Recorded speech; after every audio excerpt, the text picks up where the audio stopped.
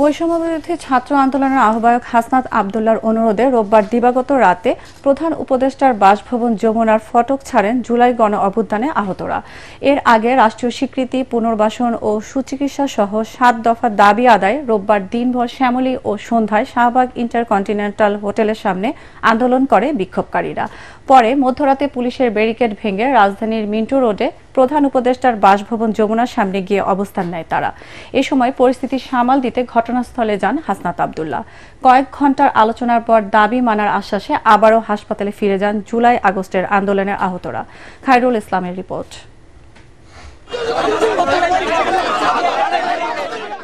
রোববার দিনভর আন্দোলনের পর দাবি আদায়ের জন্য প্রধান উপদেষ্টার বাসভবন অভিমুখে রওনা দেন জুলাই বিপ্লব আন্দোলনের আহতরা। এ সময় শাহবাগ ইন্টারকন্টিনেন্টাল হোটেলের সামনে পুলিশের বাধার মুখে পড়েন তারা। পরে মধ্যরাতে ব্যারিকেড ভেঙে রাজধানীর মিন্টু রোডে প্রধান উপদেষ্টার বাসভবন যমুনার সামনে গিয়ে অবস্থান নেয় বিক্ষোভকারীরা।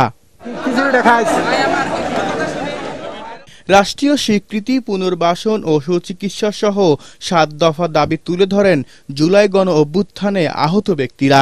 আমরা আমাদের বিভিন্ন দাবি দেওয়া বা আমাদের অধিকার যেটা বলেন এটার জন্য আমরা কথা বলে আসতেছি বিভিন্ন জায়গায়, কিন্তু তারা বিভিন্নভাবে আমাদেরকে আশ্বস্ত করছে, কিন্তু আমরা কখনোই এটার কোনো সুফল আমরা ভোগ করতে পারি না। আসলে আমরা ২৪-এর যোদ্ধা, আমাদের সবাই বলে এটা রাষ্ট্রের কাছ থেকে আমরা একটা স্বীকৃতি চাই।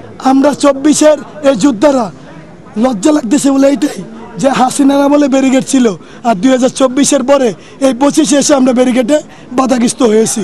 এ সময় ঘটনাস্থলে যান বৈষম্য বিরোধী ছাত্র আন্দোলনের আহ্বায়ক হাসনাত আব্দুল্লাহ।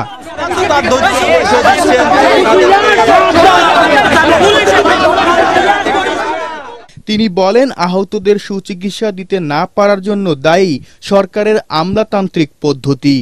এই সরকার এটা পারে নাই, সিম্পল এটা পারে নাই। ওনারা কেন পারে নাই বলি, এখানে আমলাতান্ত্রিক যে একটা জটিলতা, এখানের যে আমলারা আছে ওই আমলারাতে বিপ্লবকে এরা মানেই না। আমি আমলাদেরকে বলবো, আপনারা যথেষ্ট পরিমাণ আমাদেরকে ভোগাইতেছেন।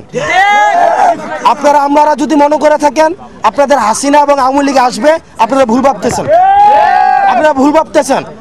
আপনার স্পষ্ট এখানে আমলারা যেটা ভাবতে, এটা কোনোভাবেই সম্ভব না।